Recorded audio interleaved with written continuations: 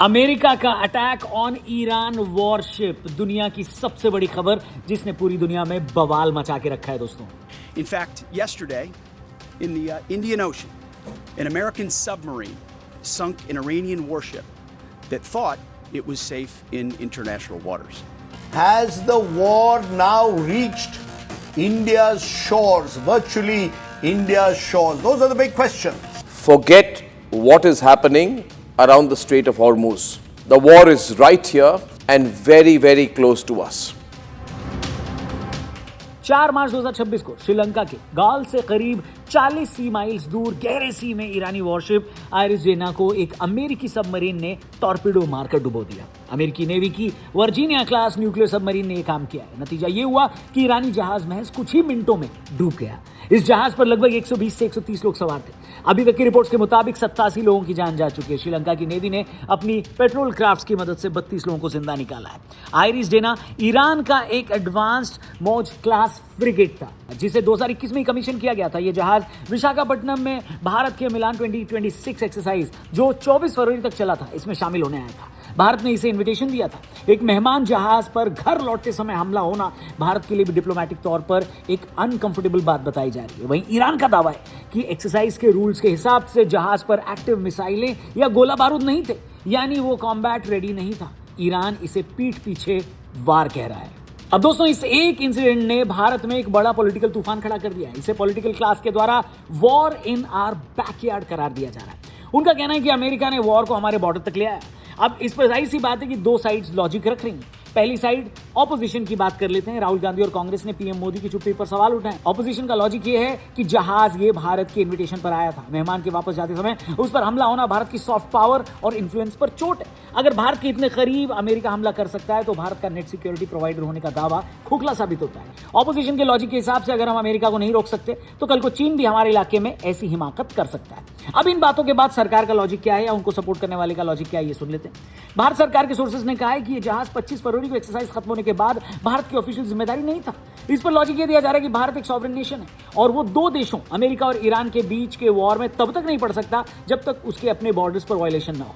उनका कहना है कि भारत ने स्ट्रैटेजिक ऑटोनॉमी बनाई रखी है। वहीं यह भी कहना है कि इंटरनेशनल रिलेशन को इमोशंस की जगह लॉजिक और नेशनल इंटरेस्ट की नजर से ट्रीट करना चाहिए। जहां उनका साफ मानना है कि 25 फरवरी को मिलान 2026 एक्सरसाइज जब खत्म हुआ तो यह हमारी जिम्मेदारी भी खत्म हो गई।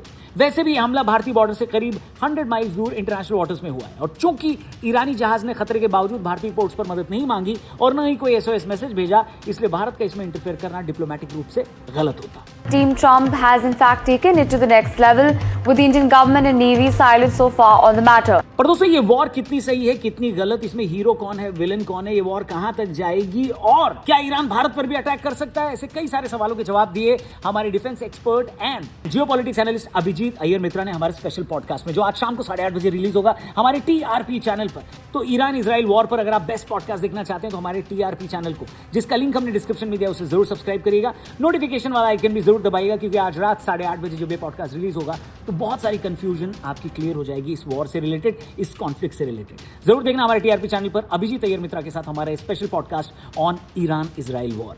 फिलहाल वीडियो में आगे बढ़ते हैं। तो दोस्तों, एक्सपर्ट्स का कहना है कि अमेरिका और ईरान के बीच चल रहे इस सीधे स्ट्रगल में भारत को आगे आना कोई जरूरी नहीं है। हमको उल्टा इस बवाल के बीच में अपने इंटरेस्ट को बचाए रखना जरूरी है। एक तरफ अमेरिका है जो हमारा सबसे बड़ा ट्रेड पार्टनर है और दूसरा ईरान जो एनर्जी के फील्ड में हमारे सबसे बड़े पार्टनर्स में से एक है। ऐसे में स्ट्रैटेजिक साइलेंस ही भारत के लिए सबसे समझदारी भरा ऑप्शन है ताकि देश किसी भी साइड की नाराजगी मोल लिए बिना अपने फाइनेंशियल और सिक्योरिटी इंटरेस्ट को डिफेंड कर सके। साथ ही कुछ एक्सपर्ट्स इस नैरेटिव को भी खारिज करते हैं कि इससे भारत की साख गिरी है, क्योंकि उनके हिसाब से भारत ने एक्सरसाइज के दौरान अपनी जिम्मेदारी बखूबी निभाई और एक्सरसाइज के बाद दो सॉवरेन देशों के बीच के वॉर में पड़ना भारत की इंडिपेंडेंट फॉरेन पॉलिसी के लिए सुसाइडल साबित हो सकता था। कल के दिन के खत्म होने से पहले ईरान के फॉरेन मिनिस्टर का भी एक ऑफिशियल जवाब इस पर आया। उन्होंने ईरानी वॉरशिप पर हुए हमले को लेकर अमेरिका को कड़ी वार्निंग दी। उन्होंने इस इंसिडेंट को इंटरनेशनल वाटर्स में किया एक एट्रोसिटी करार दिया। उनका कहना है कि हमला ईरान के बॉर्डर से 2000 मील दूर किया गया, जिसका मतलब है कि अमेरिका ने अपने बॉर्डर से बहुत दूर जाकर एक अटैकिंग कार्रवाई की है। उनके हिसाब से हमला इंटरनेशनल वाटर्स में हुआ और अमेरिका ने हमला करने से पहले कोई चेतावनी भी नहीं दी। उन्होंने बताया कि उस समय जहाज पर लगभग 130 लोग सवार थे।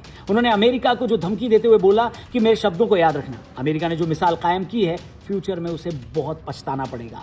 अब यह इशारा करता है कि ईरान इस हमले का जवाब देने के लिए किसी भी हद तक जा सकता है और यह अंतर्राष्ट्रीय इंटरनेशनल वाटर सिक्योरिटी के लिए एक खतरनाक शुरुआत भी हो सकती है। अब दोस्तों अमेरिका की भी बात कर लेते हैं। इस एक वॉर ने कुछ और साबित किया हो या न किया हो, लेकिन अमेरिका को एक दोगला देश जरूर साबित कर दिया है। अमेरिका अक्सर रूल बेस्ड इंटरनेशनल ऑर्डर्स यानी रूल्स के हिसाब से दुनिया में कामकाज चलाने की बात तो करता है, लेकिन यहां वो खुद उन्हें तोड़ता दिख रहा है। वहीं इसके साथ ही इस वॉर ने यह भी साबित कर दिया, अगर अमेरिका ने आपको सिक्योरिटी का वादा किया है तो मानकर चलिए कि वो प्रॉमिस एब्सोल्यूट नहीं है, वो अपने हिसाब से अपना वादा तोड़ भी सकता है। सऊदी और यूएई इसका बड़ा एग्जांपल है। सऊदी और यूएई के अंदर अमेरिका ने सिक्योरिटी देने के नाम पर अपने बेस बनाए।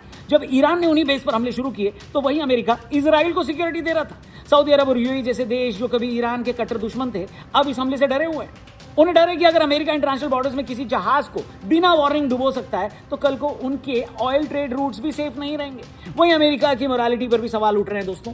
अब मोरालिटी और अमेरिका इसको एक लाइन में फिट किया नहीं जा सकता ना, काहे को कर रहे हो? हेलो, बात तो सही है। अब दुनिया के सामने उसने यानी अमेरिका ने ऐसा रुख अपनाया है जो बताता है कि भले ही वो दुनिया के सामने कुछ भी बोल दे, लेकिन असल सच्चाई है कि अमेरिका सबसे पहले मोरालिटी तोड़ने वाला देश है। अमेरिका एक तरफ रूस पर यूक्रेन में इंटरनेशनल लॉज के तोड़ने का इल्जाम लगाता है, लेकिन दूसरी तरफ बिना किसी वॉर की ऑफिशियल अनाउंसमेंट के एक ऐसे जहाज को डुबो दिया जो शांति से एक मिलिट्री एक्सरसाइज करके लौट रहा था। तो साला बहुत नीच आदमी रहे। जब रेड सी में हुती रिबेल्स जहाजों पर हमला करते हैं तो अमेरिका उसे आतंकवाद कहता है, लेकिन जब वो खुद 87 लोगों की जान ले लेता है तो उसे डेटरेंस का नाम दिया जाता है। वाह।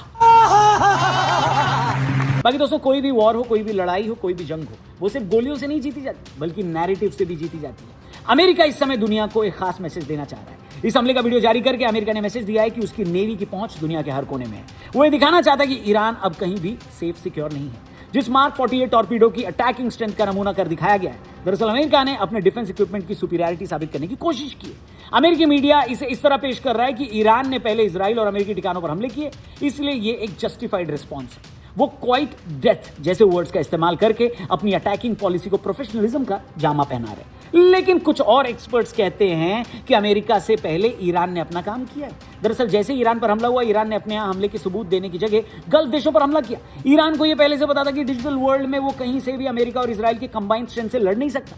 ऐसे में उसने इन देशों पर हमले करके इस पॉलिसी पर काम किया कि लोग उसके वीडियोस बनाकर दुनिया में वायरल करें कि देखो अमेरिका जिनको बचाने की बात कहता था उनका क्या हाल हुआ भी यही। ईरान ने अपनी स्ट्रेंथ पर काम करना शुरू किया जो उनकी मिसाइल स्ट्रेंथ है। जी हाँ, उसने अपनी स्ट्रेंथ पर काम किया। ईरान ने इस बात को भी साबित किया है कि उसके पास मिसाइल बनाने की कैपेसिटी अमेरिका और इजराइल के मुकाबले काफी तगड़ी है। जिस हिसाब से अमेरिका और इजराइल ने ईरान को क्रिपल करने की सोची थी वैसा हुआ नहीं। इसके बाद अमेरिका की तरफ से यह खबर उड़ाई गई कि वो नेगोशिएशन करना चाहता है। ईरान की तरफ से यह साफ किया गया कि ऐसा कुछ नहीं है। अमेरिका को सबसे बड़ा झटका इस बात का लगा है कि वेनेजुएला जैसे देशों की तरह ईरान झुकने को तैयार नहीं है। ईरान पूरी तरह से साबित कर चुका है कि वो काफी खुददार मुल्क है। भले ही ईरान की आइडियोलॉजी आज के हिसाब से स्टोन एज वाली हो, लेकिन उसने कम से कम एक देश के रूप में अमेरिका और इजराइल का डटकर सामना किया है। ईरान के डेमोग्राफी को समझने वाले एक्सपर्ट्स कहते हैं कि ईरान एक शिया मुल्क है। वो मरने मारने से डरते नहीं है, उनकी अपनी सोच है। ऐसे में अमेरिका को जिन देशों को क्रिपल करने की आदत है वैसा यहां नहीं होगा। ईरान उस डेफिनेशन से बाहर है। यही रीजन है कि ऐसा भी अब कहा जा रहा है कि हो सकता है अमेरिका और इजराइल ये वॉर हार जाएं। भले ही वो नैरेटिव अपनी मीडिया से कुछ भी बनवा लें, लेकिन इस पूरी वॉर की शुरुआत हुई थी रिजीम चेंज करने से, और वो भी होता हुआ दिख नहीं रहा। सब मिलाकर आयरिस डेना का डूबना केवल एक जहाज का नुकसान नहीं है, बल्कि एक जियोपॉलिटिक्स में एक डिसाइसिव मोड है। भारत के लिए ये एक बड़ी वार्निंग है। क्या लगता है, ईरान भारत पर भी अटैक करेगा? ये वॉर कब तक चलेगी? इन सब पर हमने बात की है इंटरनेशनल अफेयर्स के एक्सपर्ट और डिफेंस एनालिस्ट अभिजीत अय्यर मित्रा के साथ, जो कि सोशल मीडिया में एक पॉपुलर फेस है और मीडिया पैनल्स में भी आने वाले एक पॉपुलर चेहरे। जी हाँ, इनके साथ इस वॉर पर, इस लड़ाई पर, इस कॉन्फ्लिक्ट पर बहुत सारी बातें हुई डिटेल में। आपको इससे बढ़िया पॉडकास्ट देखने को मिल ही नहीं सकता ऑन ईरान इजराइल कॉन्फ्लिक्ट। तो जरूर हमारे टीआरपी चैनल को सब्सक्राइब करिएगा, जिसका लिंक हमने डिस्क्रिप्शन में दिया है। वहां पर ये पॉडकास्ट रिलीज होगा आज रात 8:30 बजे। Thank you for watching. Channel को सब्सक्राइब करना, इस चैनल को भी। जय हिंद।